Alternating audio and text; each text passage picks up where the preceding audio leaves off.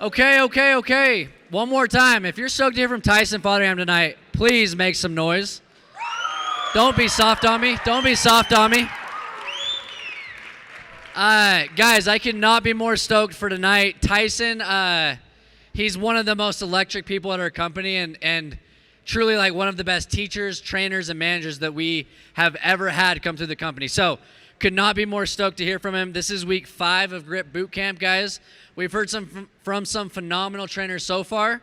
Hey, if these Tuesday night trainings have been good so far, make some noise, huh? Okay. So couple items of housekeeping. I'm gonna turn the time over to Skylar Griffin, and he's gonna get to introduce Tyson.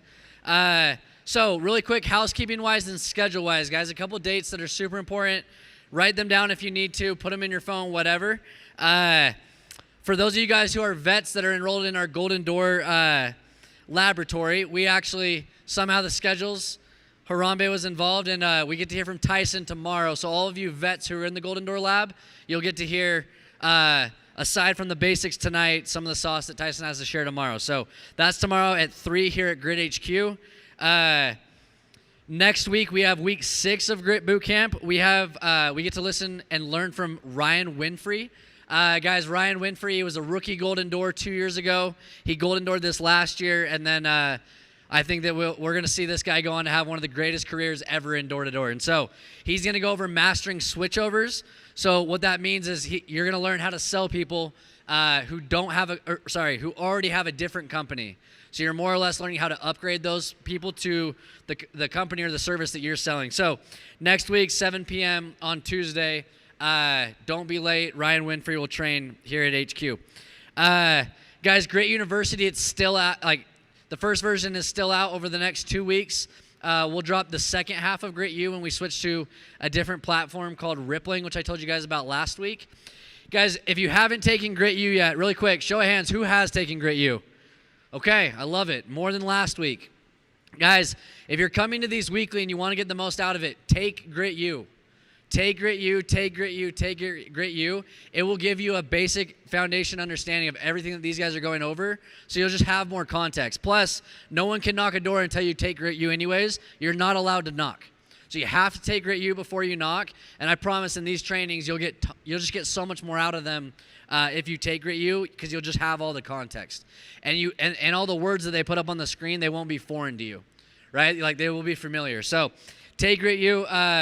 If you're having trouble logging into it or getting access to it, reach out to your manager or your recruiter, and they will hook it up. Okay, 2 more things, guys. This Thursday is our leadership, it's our LSS, our leadership strategy session. So this happens once a month. Last month, Todd Peterson came and spoke. Show of hands, who was at that? Okay, cool. So that was like an external speaker, one of the owners coming in and speaking. Todd's a board member. This month, we actually get to hear from our VP of Sales of Recruiting, Mason Bodie, and Garth Massey, our President of Sales. Guys, the LSS, it's intended for leadership, but truly anyone who wants to come and learn how to be a leader at this company and grow. If you have dreams of recruiting or building an org or getting the most out of 2026 summer, come this Thursday at 6. You will not want to miss it. They're going to talk a ton about, this is the second thing, is the Grit Growth Block. Who in here knows what the Grit Growth Block is? Okay, we're stoked. Cal, what's the Grit Growth Block? It's a ton of growth, he says. So guys, like right now we have our spring selling block, right? No one here is on that. Like if you're not, 40 hours deep, 50 hours deep with school and work and whatever, and you want to come and grind and grow, guys, sign up for the Grit Growth Block. You have to have 2 onboarded recruits to qualify to get on the Grit Growth Block. But guys, they're gonna explain everything that you need to know about it on Thursday. It'll run for 1 month, but this Thursday you're gonna get all the context that you need. I promise you, if you want to go out and have a massive summer, you're gonna want to do Grit Growth Block. So don't pass it up, and don't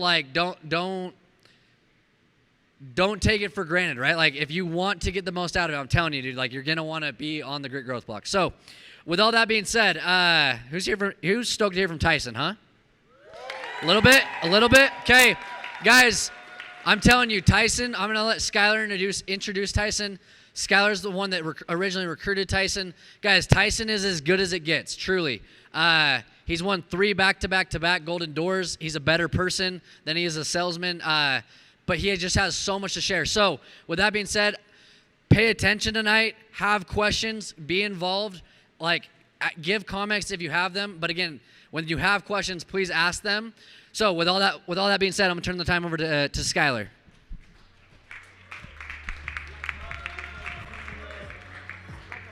What up, guys? Hey, this is a way special one for me. So I met Tyson out in 2021 in Portland.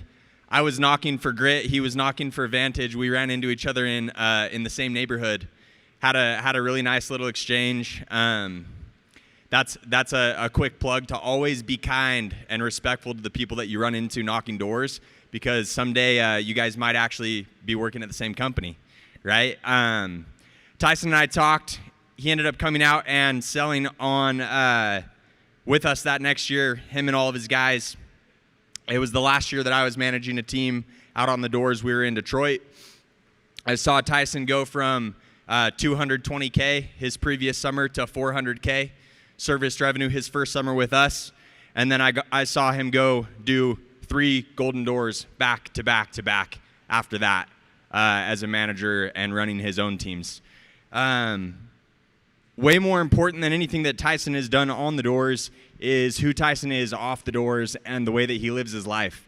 He has an energy that totally just brings you in. If you've spent time around him, you know that.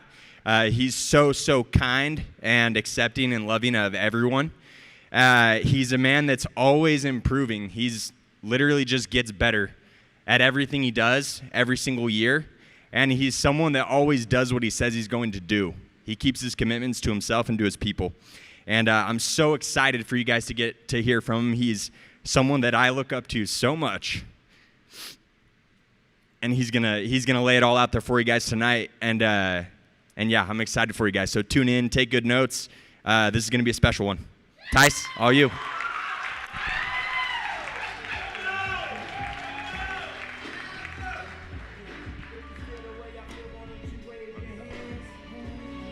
Testing, testing.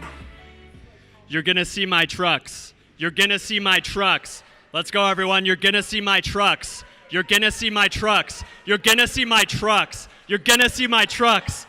All right, we can stop. Guys, they're gonna see our trucks. It's getting close. The summer's coming around. It's pretty crazy. We're doing all this stuff, getting all this training, all this hype, and it's actually gonna happen. We're gonna be out there in not that long. So yeah, I'm stoked. Okay, let's get into it. We don't need to see that? Okay, so this is my little about me slide. So kind of a funny story. Originally when I was getting recruited to come and do sales, my only thing on my wish list was I want my skydiving license. And I was I think that's $4,000 or something like that. I was so it looks like I better save up. And that got me into the job. So this picture of me in the top left is me doing a little bit of skydiving in Moab. I made enough money to go do it, luckily. Barely squoze by. So other picture, this is in Hawaii last year. So we got super cool. I've been able to live all these different places. I was able to live in Hawaii with all of my homies. And then snowboarding, vibes, of course. And there's a picture of me and Morgan. This is before we ran a 100-miler. So the job's super cool. It just gives you so much freedom and so much time to go do stuff you actually care about. And especially if you guys can learn how to master it and do it at elite level, it provides a life experience. It's just one of one. So it's super sick. I'm stoked for all you guys. So yeah, getting into a little bit of my sales history. So these are some pictures of me at Insight selling for Vantage. Shout out Vantage. First 2 years, pretty good. First year did 110K, not bad. Low contract value. Year 2 did 220. Switched to the grit. Got a little bit of that grit magic. 400K the next year, and then 3 golden doors back to back to back.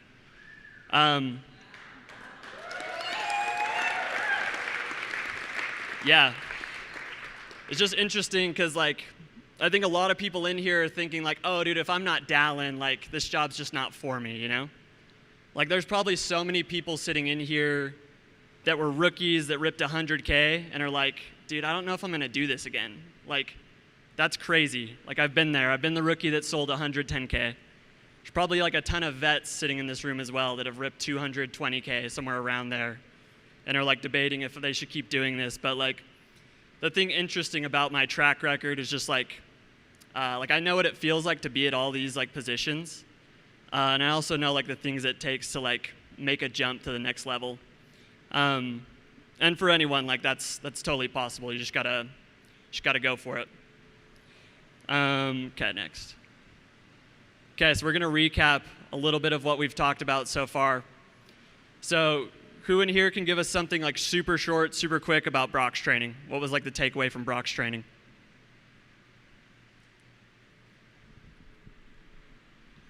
Move the chains. Exactly, move the chains. The point of the intro is to get from the intro into the service. Who can give us something from Seeger's training? Pass that over. Create the need and eat the mead. Create the need, meet the need. So yeah, it's the part where you're actually, like, selling people. Dallin's, something super simple from Dallin's, one takeaway. Just kidding. My main takeaway from Dallin is legit, like, the most important part of the job is just being coachable. If we're coachable, like, we can do great things. Like, it's super simple. Be coachable, be able to take advice, doing the program pricing, make it super clear. And then what about last week, the most recent one, Kyle's training? This one should be fresh. Chris, my boy. Memorize the rack flashcards and you get a free 40 grand. Stay hard. Stay hard, baby. Don't forget to stay hard. Flashcards and you're not hard, you got nothing. So yeah, memorize the racks, memorize the objections. Like, that's a free 40K. That's a bar, that's sick. So yeah, just getting into it. Like, the reason we're recapping every time we do these trainings, guys, is because, like, if you can't do the other parts of the pitch, it's pretty much useless. Like, I could give the best training on negotiating, going through smokescreens, but if you don't know how to do, like, a good service, and you don't know how to do the program and price, like, it just isn't gonna work. So, like, a good sales pitch is when everything starts to come together. That's really important this time of year because, like, you guys should just be practicing it as much as you can. So just to go through it. So a perfect pitch is made when everything comes together. In order to build a house, you have to have a strong foundation. So the point of a good intro is to get you to the service.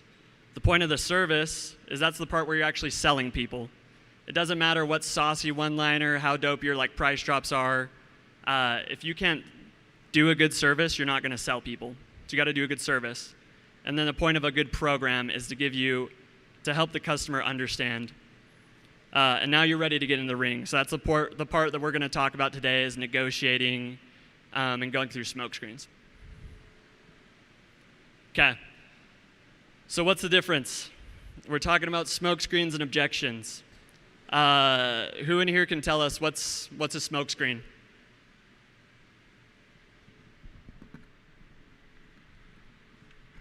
When someone kind of just, like, blows you off, just, like, naturally, because that's just what people do.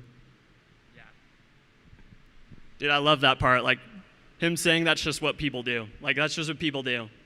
Like, smokescreens come at you, like, early in the pitch, and it's just people brushing you off.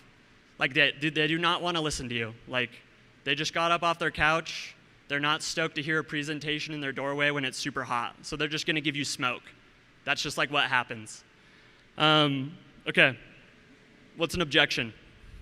What's the difference?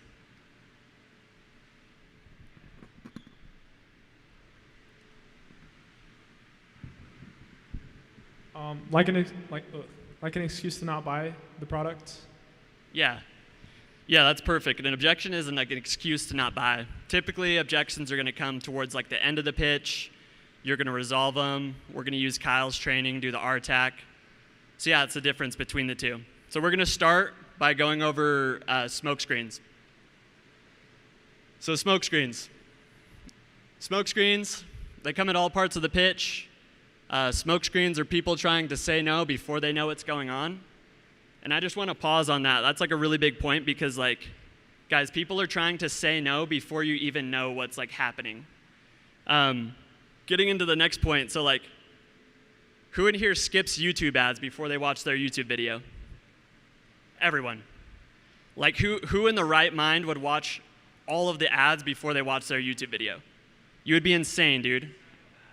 You would be a psychopath. Like I would be worried about you. Because like, dude, when I get my phone, I'm trying to watch my YouTube video. It pops up, dude, I'm tapping that square before it's even like on the screen.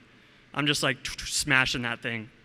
And that's what people are doing with smoke screens. That's just like what people do. Like, so into the next point, people aren't trying to be mean to you. They just have like a really short attention span. Because I remember when I first started doing this job, I got into a neighborhood and I was just like, wow, dude, people are like, they're like mad to see me. But like, that's not the truth. That people just are really short with you. They're standing up off their couch. You just got to get through it.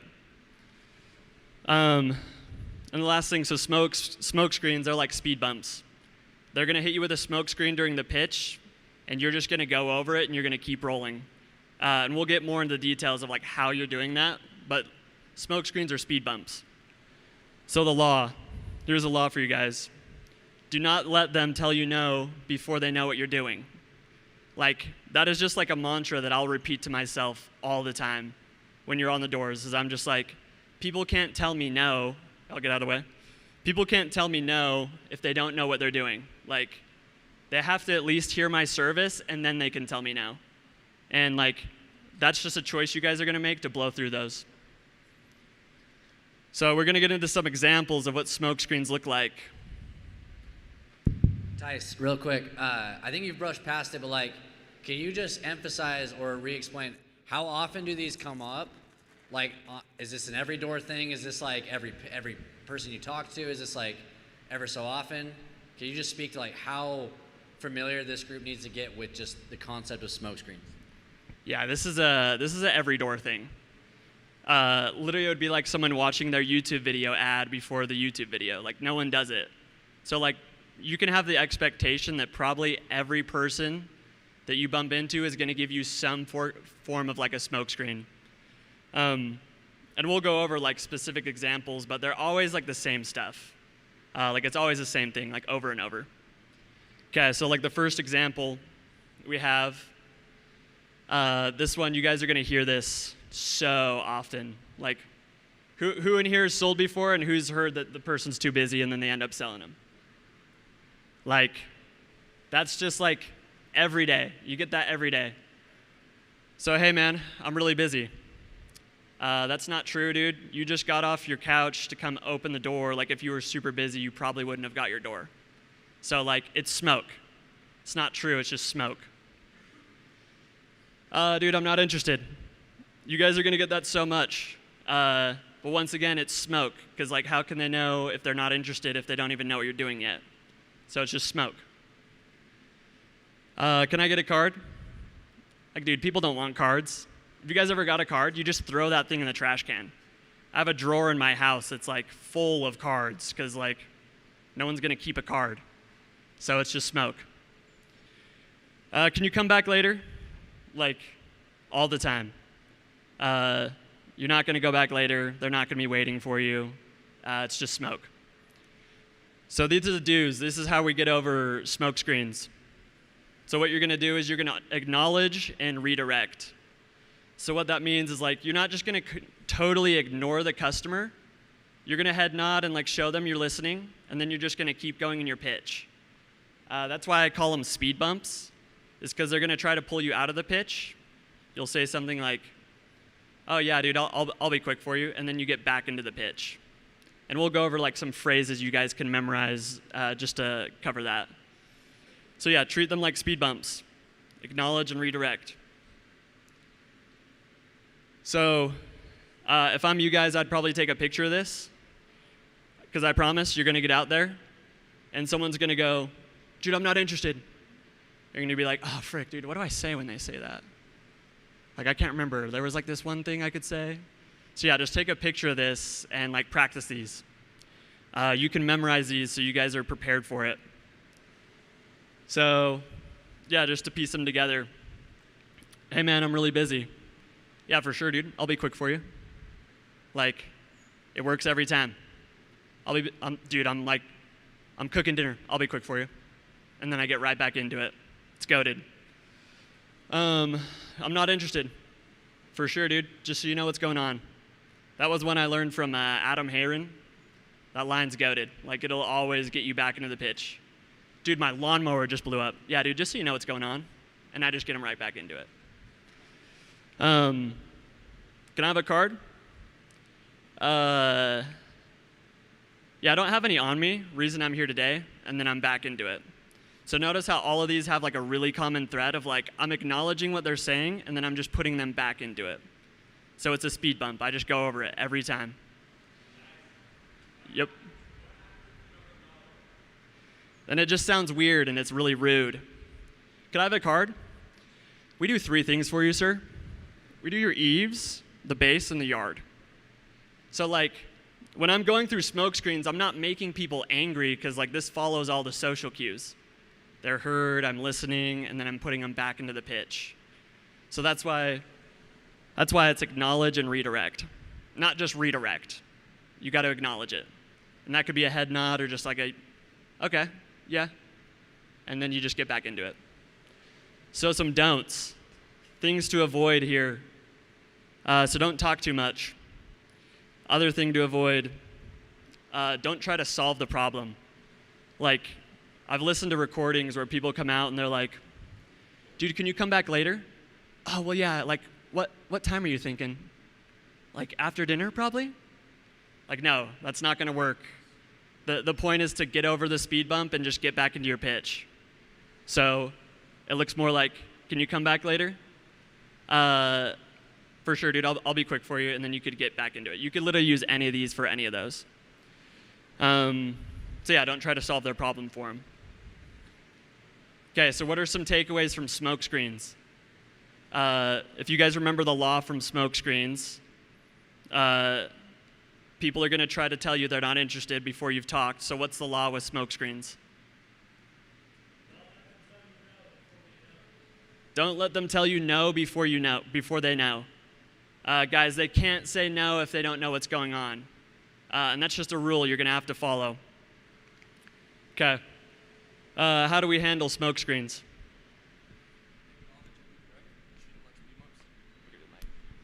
Acknowledge and redirect, treat them like speed bumps. Kinsley, you got another? Yeah, I was just going to say, as far as what is the law with Smokescreens, how long would you say it takes you to go through your intro? Like a normal intro? Fast. How many seconds? 30 seconds to go through your intro. You've said it thousands of times at this point, right? How many people try to not let you get your 30 seconds in? 90% of those people. Dude, at some point, you just draw your line in the sand and you say, dude, I'm going to get my 30 seconds. It's like, I know I've timed my intro. It takes me 30 seconds to get through this. You can give me 30 seconds of your day. I'm a blip in your timeline. Like, going back to don't let them say no until they know. You guys, like, tattoo that on your chest. That should be number one takeaway of this whole thing right now is don't let them say no until they know. So many people, hey, how's it going? Yeah, what do you need? It's like, no. Like, you know exactly what to say. It takes you 30 seconds to say it. Stick to your guns and just don't get blown away by the smoke screen. It's just smoke. It's just smoke, guys. But yeah, that's real. Like, guys, people are typically walking away from those, and like I always go through it.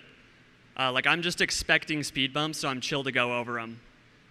Like I think a lot of people will walk into a neighborhood and they approach the speed bump and they're like, dude, no, I'm leaving.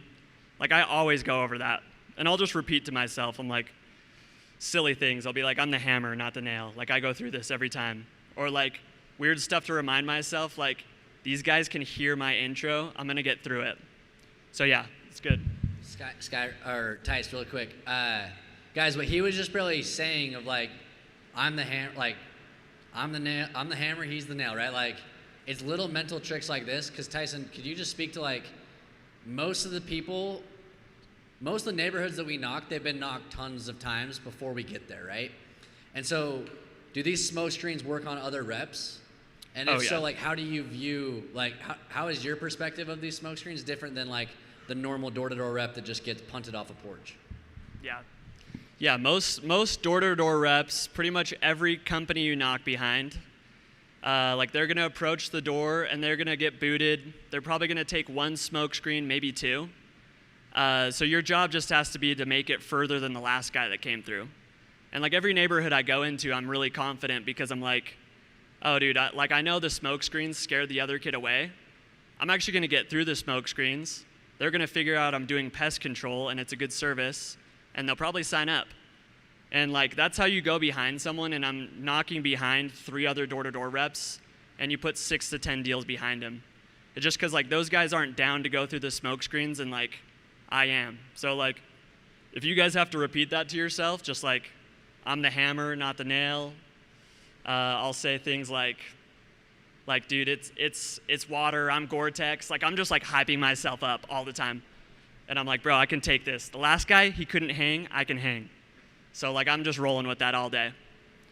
So yeah, those are some of the laws with smoke screens. Main thing, don't let people tell you no before they know what's going on. This is a bar that Brock dropped probably like a few years ago. This is true. Blowing through smoke screens, it's a choice, not a skill. Like guys, it's just tiring. Like the difference between selling a golden door and selling 200K is like the year I sold a golden door, I was just like, dude, I'm gonna try my hardest every time, 100%, every day, every month. Like, it's a choice. It's totally a choice. And there's gonna be days where you're tired and like you don't feel like it, and you're probably not gonna sell a ton because you don't make it through the smoke screens. So guys, it's just a choice. Like, you just have to choose to go through them. Okay, so we're gonna get into objections now. So how are objections a little bit different than smoke screens? So objections, they come at you at the end of the pitch. Like Kyle's training, it's once you've closed them, that's when you're getting objections. Objections are the customer telling you they aren't sold yet. So no means not yet. They're not telling you no, it's just not yet. Objections are no big deal. Like, I never make them a big deal. I just take them and then I go through them. Most objections are just a cover-up. Like, I wish so badly you could have like Google Translate, like someone telling you like, oh dude, like maybe not today. And the translator just popped out, dude, I think you're sketchy and I need to see some of your reviews. Like, it would be so interesting. But what I'm trying to say is objections are just cover-ups. And half the time they're just a lie. Like, I can't tell you the amount of people I've sold that are like, oh, I need to wait till my husband gets here. 15 minutes, I'm signing him up, and then the husband walks to the front door, and we're all like, oh, so you were here the whole time. Oh, and dinner's not cooking. Okay, cool, good to know. So yeah, it's just a cover-up. So the way to win with this, the key to winning is staying in the fight. So with objections, the key to winning is just to go the rounds and go and be able to keep going. So how do we stay in the fight?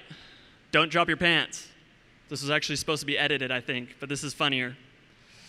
So what does dropping your pants mean? For anyone that's a vet or maybe someone that's sold on our team, this is kind of like a phrase we used to use, or maybe someone can guess it.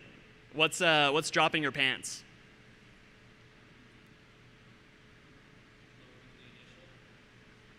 Yeah, it's lowering the initial. It's like,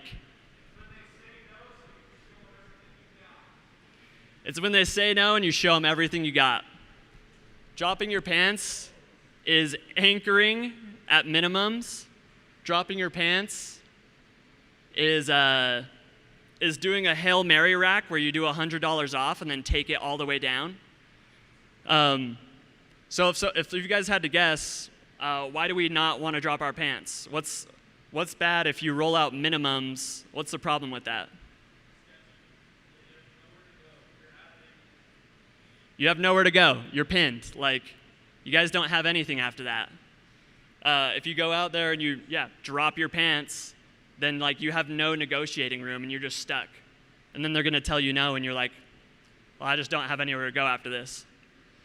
Okay, so if you use all your aces and you drop your pants, you run out of ammo super quick. The other thing is that big price drops, they look super sketchy and they turn people off.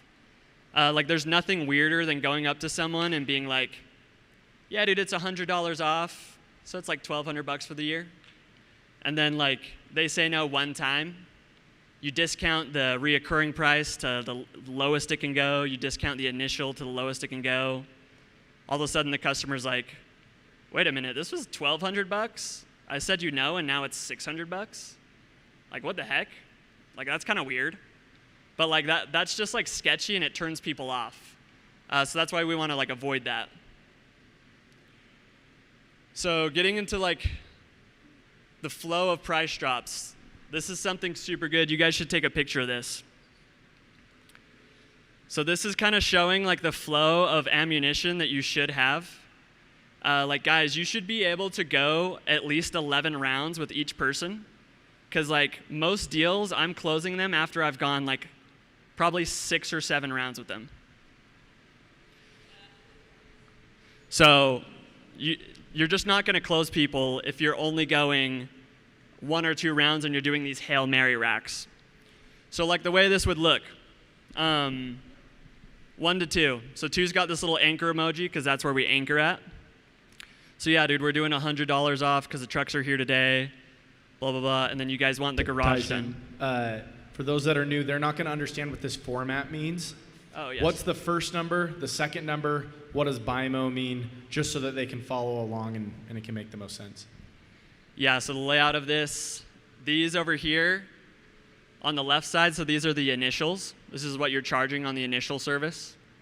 On the other half, this is your reoccurring price. This is what you're charging on the reoccurring service. BIMO means bi-monthly. And then quarterly, or the Q means quarterly. So does that make sense to everybody? What was that? So the left side is the initial price, the right side's the reoccurring price, and then you have the frequency on the end. So yeah, if you guys are following this, so you can see where I'm like price dropping. I'll also go through and give you guys a little example of like what it would sound like. But if you can see, I'm price dropping the initial price first before I start price dropping the reoccurring price. And if anyone had to guess, like why do you guys think I'm doing that?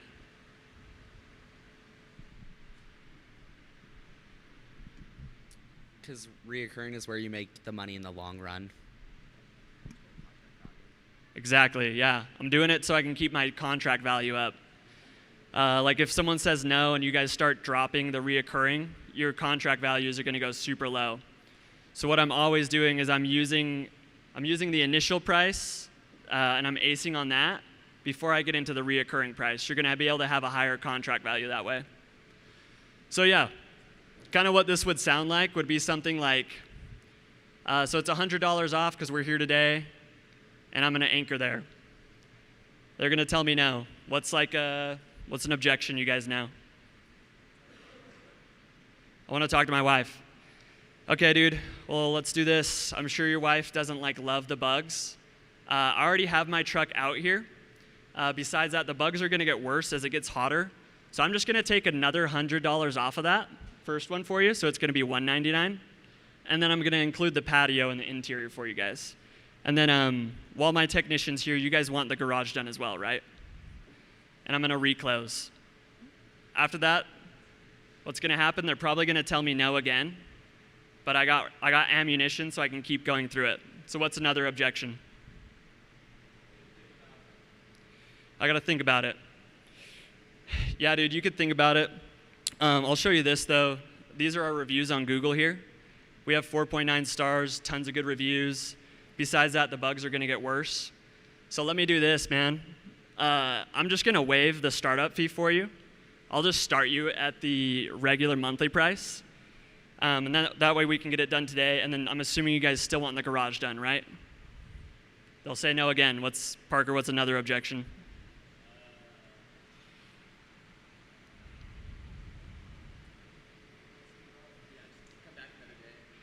Come back another day.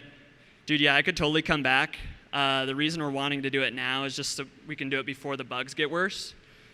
But let me do this. It's going to get hotter. More bugs are going to come out. I'll actually do your first one just for 99 bucks because I already have the guy out here. And then while he's out here, you guys are okay if we just do the outside, right? He's going to say no. I could keep going, and I could go through all 12 rounds, but it would just be like, you guys would be exhausted. The customers, when I'm done with them, they're just like, whoo. I was ready. I had some that guy didn't drop his pants. Whoa. True. Guys, I hope that what Tyson is going through is making tons and tons of sense. Yes or yes? For real, if there are questions, please ask. This is what it looks like, right? All of these trainings that we've been having up until this point, it's all it all goes together, right? So I do my intro. I have to create need and urgency in the service. If I don't do pricing correctly, can Tyson last with me for 6 rounds? Why not? He doesn't have ammo, right? It's he can go another 6 rounds because he set himself up correctly with pricing. And so the whole, with Kyle's training last week, guys, it's that's why you memorize the flashcards over and over and over and over again. Dude, Tyson can take any general objection and go 15 rounds, right? And it's funny, right? Do we think that every homeowner that you guys knock into, do you think they'll give you different objections or a lot of the same? It's crazy, dude. It's so much of the same. And so robots. There are robots out there. But guys, how Tyson is going through this is so gas. This is exactly what it looks like. And it's becoming a professional at just going from round to round to round to round, and it's just outlasting the customer. Yep. And that's about real-time speed for me too. I'm not blabbering a ton. I'm not well, dude, why would you? Most reps are super frantic and all over the place. They're all over the place. Tyson's not. I just have this memorized, and one of the huge things is Dallin talked about this is mental fatigue. If you're looking at someone and trying to gauge their interest and being all right, dude, he's looks kind of interested, or maybe not. I'm gonna rack the reoccurring twice. I'm gonna drop the initial. If you're trying to do these creative custom aces, it's just gonna mess with your head and it becomes exhausting. Guys, I just follow this roadmap every time. That's why anchoring $100 off is law. Following this stuff just helps a ton. And then the other thing I wanted to add is just so you guys can use these other add-ons as aces as well. It's not just dropping the price every time. If you're running out of aces with other stuff, you can throw in oh, dude, I'll toss in the patio and the interior for free for you guys. Or you can say hey, dude, we'll do a free rodent protection for you. Because you're going to have a little bug sheet, and on the bug sheet, it's going to have all these additional services on it. So you can get creative and you can ace using that stuff. So my advice to all you guys is just go and practice this. And don't practice going one round and then bailing. Practice going 6 or 10 rounds. Because that's how you get really good, is just repping it over and over and over. So just go 10 rounds with your friend and go back and forth. And then the pro tip here.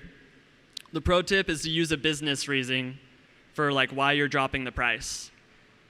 This is psychology. People like the idea of hey, scratch my back, I'll scratch yours.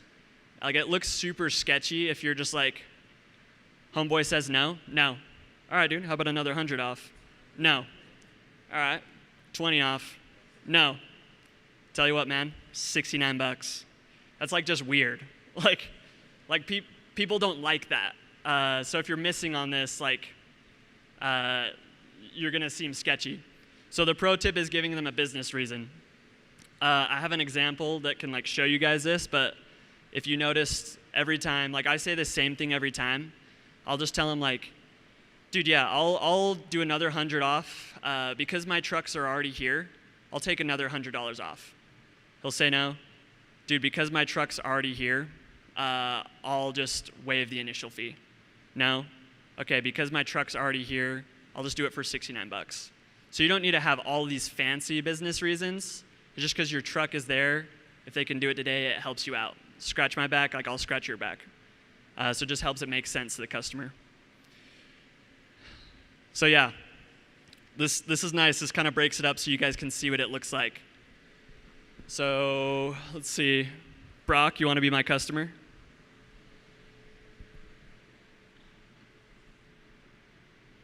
You're going to have to talk loud. I'm dehydrated. I almost passed out on my run.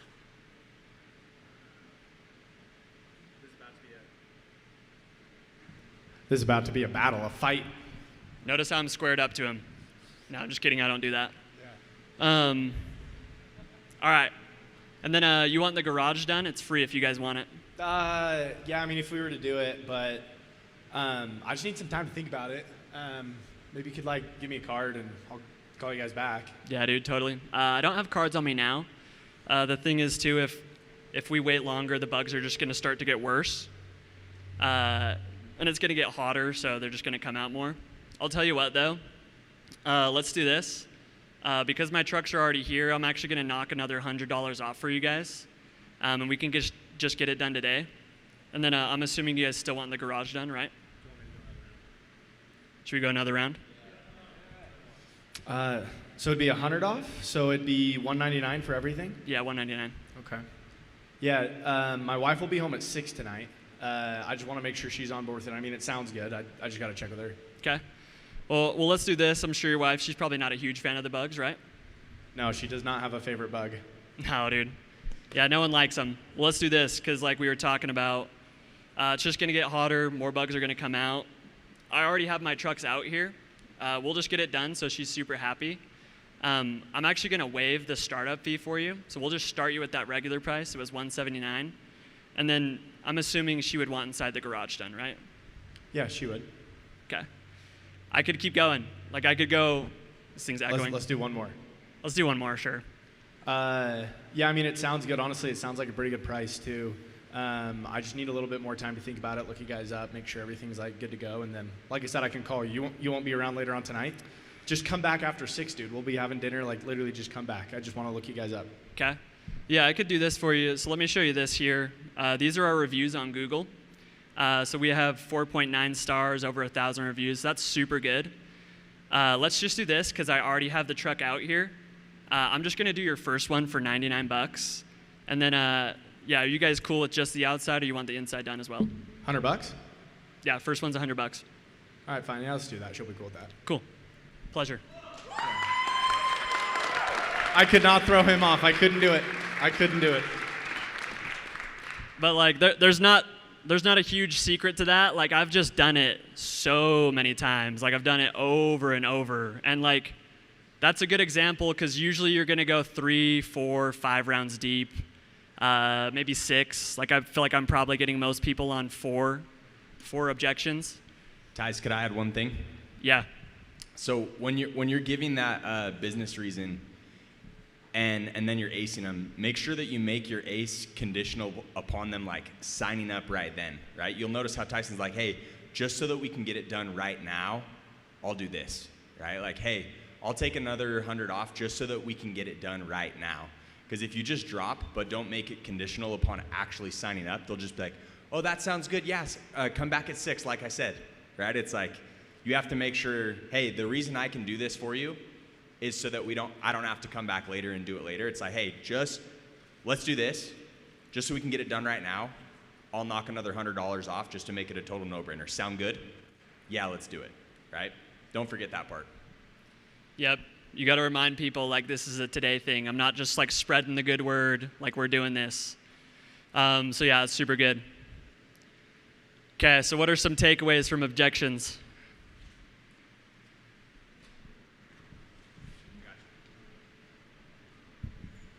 Don't just accept no. You gotta keep going and trying to get them to say yes, even if you gotta bring it down. But don't just, like, say it and, like, bullshit. You gotta, like, have an actual reason. Exactly, bro. Yeah, don't just take the first no. Like, you guys should be prepped.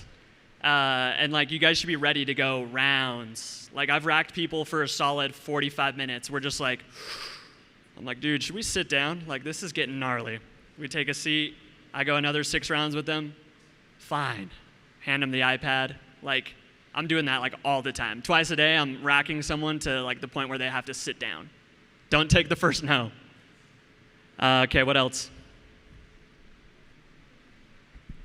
Don't run out of ammo. Yeah, don't ramble. Don't go on and on. Just get like, it's short and to the point. Like with Brock, I wasn't talking a ton. I wasn't doing like a ton of fancy like, okay, well does your wife make these kind of decisions? Like I wasn't doing any of that. I just had it memorized. Go into it, price drop it, get into it. Don't drop your pants because it's weird. If you start at $300 and then before long you're at $99 and it just seems super sketchy. The customer's like, wait a second, why didn't you just start with that if that's as low as you could go? It's just weird. Never drop your pants on the first date. Going back here. Yeah, let's go back. Hey Tyson, when you start negotiating with someone, so let's say you get to the option close and like you're kind of going into it, what? Because obviously you said like you have to stay like a really long time for the most part for usual deals. What's your mindset at the very onset of when you first start to negotiate with somebody? Yeah, that's a super good question. Kyle talked about this a little bit in last training, but like when I'm going for the close, I'm like prepping to like camp out. So like we walk in the backyard, I'm looking around, I see some wasp nests. I'm about to garage close them, and I'll just stand there and I just plant my feet and I'm like, all right, man, this is where it starts. I got 12 cards up my sleeve, you have no idea, and I'm gonna win this battle. I could almost guarantee it. But like once again, like Kinzel's saying, like the takeaway I want you guys to get from this is like, if you drop your pants, you can't go the rounds. Like if, and I chose that because it's like, it's funny, but you guys are gonna remember it. And like I guarantee someone's gonna start their summer. You're gonna have to walk back to your manager and be like, dude, I dropped my pants, bro. Like I did it, I was scared. The guy was mean, he had tattoos all over, so I dropped him, bro. But like don't, like just don't. Just get in the backyard, plant, and just be like, I'm on business, bro. I could go 12 rounds right now. You have no idea.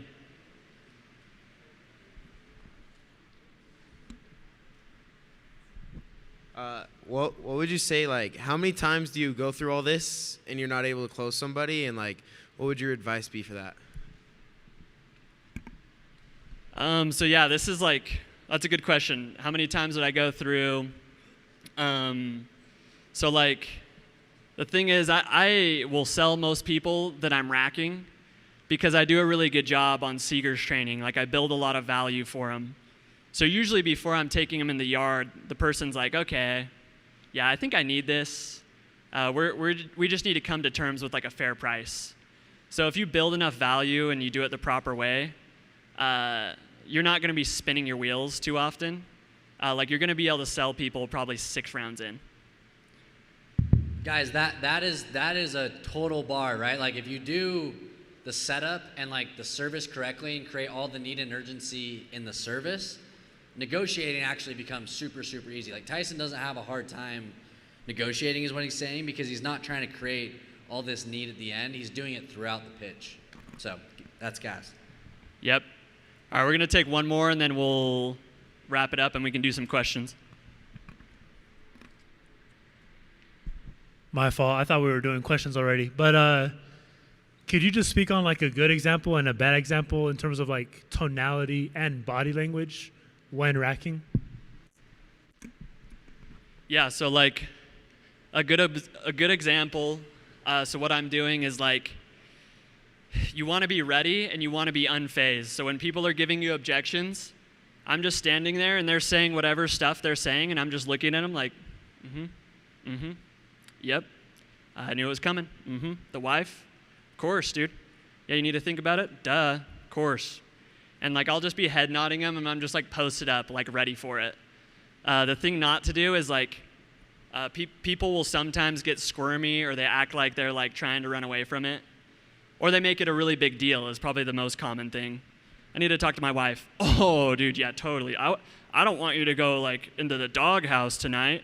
Wouldn't want to cause a divorce over bugs. Like, I don't say that stuff because you're just blowing this thing up into like a big deal. I'm just like, yeah, you want to talk to her? Of course, dude. Well, let's do this. She probably doesn't like bugs, and I'll just get into it. Like, it's not that hard. You just kind of head nod and like gear up for it. Okay. So key takeaways from everything. Smokescreens. It's a choice, it's not a skill. Don't let people tell you no before they know what's going on. Like, guys, just remember that this summer, please. Objections. With objections, don't drop your pants. You don't want to do that thing. You don't want to have to walk up to your manager. I dropped him, bro. He was so scary. I had to drop him. Just don't do it. Just don't drop him. And then just stay in the ring longer than the customer. You'll always win. So the call to action, role play the pitch, and let people hit you with the smoke. Like, at this point of the year, the role plays, you guys should be like doing smoke in the role plays too. No more of this like, oh, okay, you knocked my door. Oh, it's so nice to see you. Like, just like get into it, make it real. So start adding some smoke to it. Memorize the objections. The reason I can go so many rounds is I just have them memorized. Like, none of it shocks me. And then practice your price drops without dropping your pants, of course.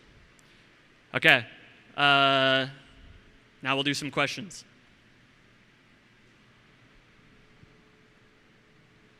All right. Hey, before we take some questions, just to tee this off, two things, two plugs.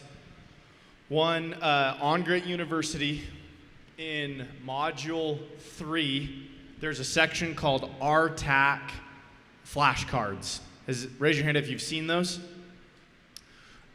So your real application, hopefully that you're taking from this, is, okay, just like he just said, I got to be able to go the rounds, right? So first thing that I think everybody should do tonight is go and screenshot those so they're just in your photo album so you have them. After you have the pitch memorized because you've been practicing in the shower, you have it done, it's simple, you've got it down, the next step is to memorize these RTAC flashcards and to start practicing and role-playing smoke screens with yourself and with your manager, okay? So that's like the homework that you guys have to do between this week and next week. If you guys can come to next week's training, it's Ryan Winfrey, he's going over switchovers, right? It's going to be absolutely insane. That training is going to be so much better if you have your racking, your RTACing memorized. Otherwise, that training will be good no matter what, but so much of switchovers is actually how you negotiate. And so if you can get this process down before next week, it would be amazing. But honestly, you can't even memorize it's not even worth it to memorize the RTAC flashcards if you don't even have the full pitch memorized yet. So make sure that like you're in Groot University, you have it screenshotted, you're getting through. You should have that pitch memorized by the end of this week, and then you should have your RTAC flashcards memorized by Tuesday. That's just something I want to plug. Make sure you guys are doing that. So, guys, for Q&A with Tyson here, let's take 3 or 4 questions. I mean, Tyson's one of my best friends. He's one of the hardest mofos I've like ever met in my life. This guy is gritty. This guy gets it. This guy understands winning and sales on probably the highest level. I mean, he just skimmed over this because he doesn't like to flex. This guy ran a 100-mile race. This guy has gotten Golden Door 3 times, right? And so it's like, and he also, too, we didn't even talk about this. What was the per rep average on your team last year with your rookies and vets? It's 300K. Tyson ran the highest producing team potentially ever at a per rep average of 300K. Like 300,000. So to put this into perspective, Tyson's team did $7 million in revenue with like 20 guys. Like that is like, that's unheard of, right? It's like that has everybody shaking in their pants, right? And so it's insane. So like Tyson gets everything from negotiating to a winner's mentality to overcoming the demons in your head, right? To like not negotiating with your goals, your dreams, to work ethic, to mastering anything, to getting rookies producing well. Tyson had 4 of the top 10 rookies in the company. 5. So Tyson had 5 of the top 10 rookies in the company, guys. And so let's like ask Tyson really good questions, right? Let's get 3 or 4 really good questions from Tyson. Four really good questions from Tyson. If you have a question, stand up. Noah, I see yours. See one back here, here, and here. Okay, so those are the 4. We're gonna go. Noah, what's your man? Put your hand back up. What's your name? Garrett. Okay, who's up here? What's your name? Andy. Okay, we're gonna go Noah, Garrett, Andy, and Parker. Okay. Is this thing still on? Yeah. Okay.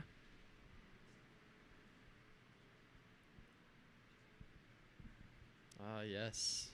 Tyson. All right, I'll speak up. So obviously I saw Tyson last 2 summers. We sold together. We managed the squad last year. I've seen Tyson kind of go through every single different market possible. We've sold together in 6 different markets in 2 summers. Markets just dropped in the company today, and I know there's everyone's talking about what market they're going to, which market's good, which market's not. How do these principles apply, and do they matter in the market that you're selling? Does market really matter based off of these principles? No, markets don't matter. Like, I love this saying. Noah loves this saying. Like, winners will always win. That's just, like, something I totally believe in. Noah's talking about last year. We started in Texas. We sold in Cincinnati. We went to Nebraska. Then Noah went to Denver. It was just, like, all over the place. And, like, obviously it's a little bit different in certain areas. There's some places where I'm getting a lot of smoke. There's other places where I'm not getting as much smoke. But, like, winners are just always going to win. Like, if you're a person that's going to figure it out, you'll just figure it out. And, like, don't let your market, like, determine that for you. If you have a goal, just go for it. And just figure it out. You might have to work super hard. It might be easy. It won't be easy. Like, I promise you it won't be easy. But, like, winners are just going to win. So I believe that. We had, what, Gavin after?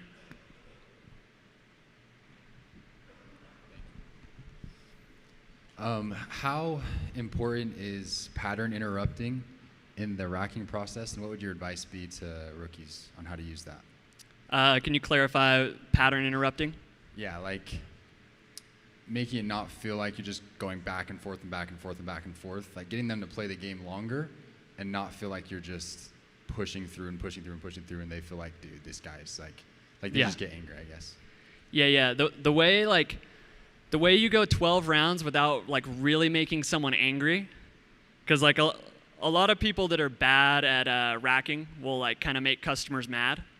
But, like, usually by the time I'm 12 rounds deep, the customer's like, dude, oh my, thank you so much, but, like, I just can't, man. Like, I can't. Like, but thank you. Like, they're usually thanking me. It's crazy. And the way to do that is just by, like, you're always making it a win for the customer. You're just like, dude, it's going to get hotter. The bugs are going to get worse. Let's do this, dude. I'll help you out. My truck's already here. Like, you can rack someone 12 times, and you can go super deep on them. And you can also be their homie at the same time. So it's like I'm on their team, and it's me and them versus the company. It's me and them versus the company. So, like, if you can fall into that character, you can go 12 rounds and still be friends with someone. Guys, something that's so interesting and unique about, like, the way Tyson sells, and you guys probably caught on to it tonight, like, Tyson is the king of not deeping it. Like, he doesn't make it a bigger deal than it needs to be. And I think that even reflects the question. It's like, Tyson doesn't know what pattern interrupting is. Like, Tyson just follows the process. It's like, well, dude, people don't like it when you drop your pants. That's just weird. I'm just not going to do that, right? It's like, no, I'm just going to be their homie. I'm going to make it make sense for him, right? And that's like what Tyson does. He doesn't overthink the sale. He does all the right techniques. He has all the fundamentals, but it's just like, it's not making it, this rocket science thing. It's just like, oh yeah, dude, just be a human, be a normal guy. And people buy from people they like that are normal, right? And so that's a huge takeaway that I got from the training, is just like watching it. It's like, oh yeah, no, you're not going to drop all the way to 99 because that'd be weird. Right? Super weird. Okay, who's next? Up here?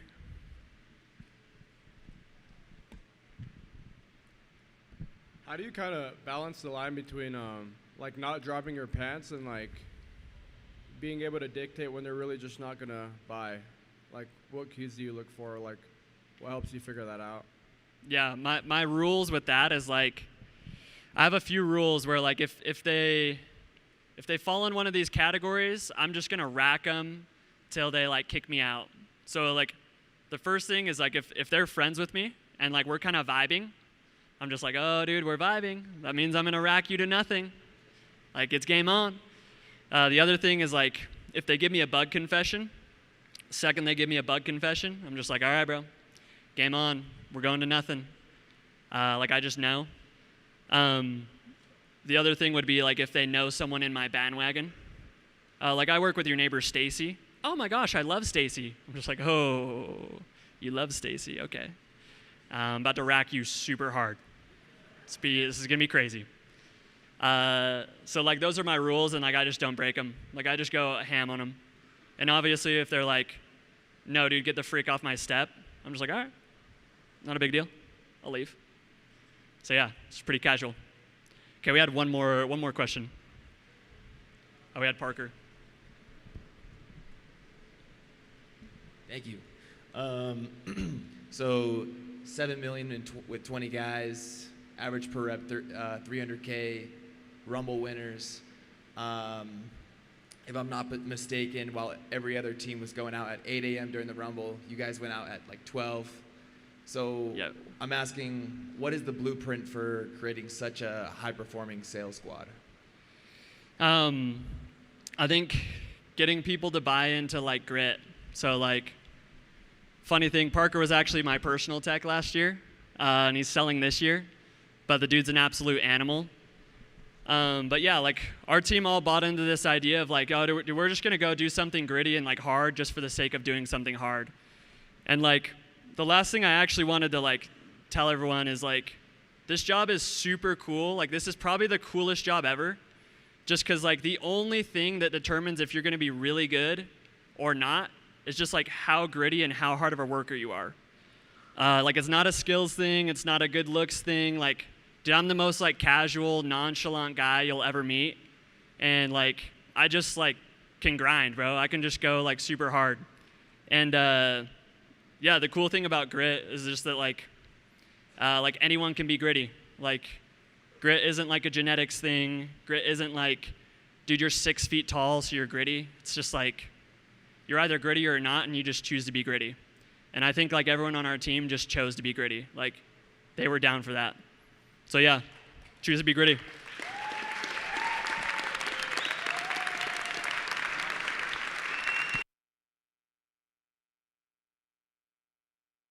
Make some noise for Tyson, huh? Come on.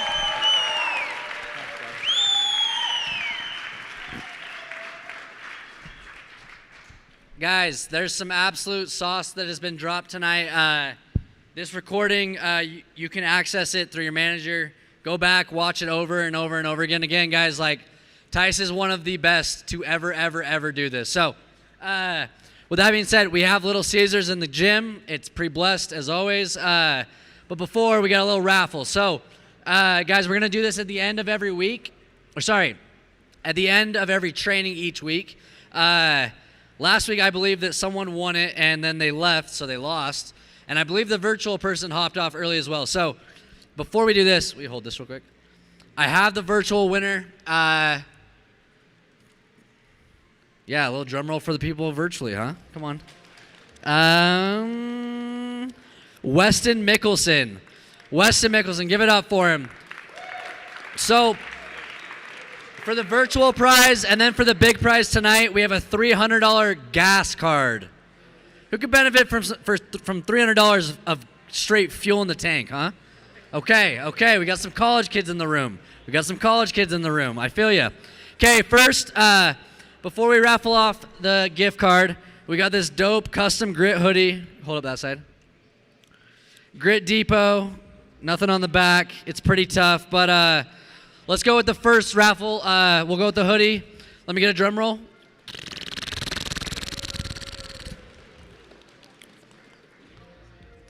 Bridger Cheney, where you at? Bridger Cheney. You thought, man. You thought, ba. I think you've won one every week. No, I haven't. Oh, you haven't? Okay. Give him the hoodie. Congrats, brother. Congrats. Okay. One more, $300 for the gas card. We'll let Brock draw it. Let me get a drum roll. Let's get a loud one. Come on. Josh Lowe. Let's go. Guys, that's all we got for this week. Please help re-rack your chairs. There's 2 racks over here. Throw away trash. There's Little Caesars in the gym. And please drive safe. We'll see you next Tuesday.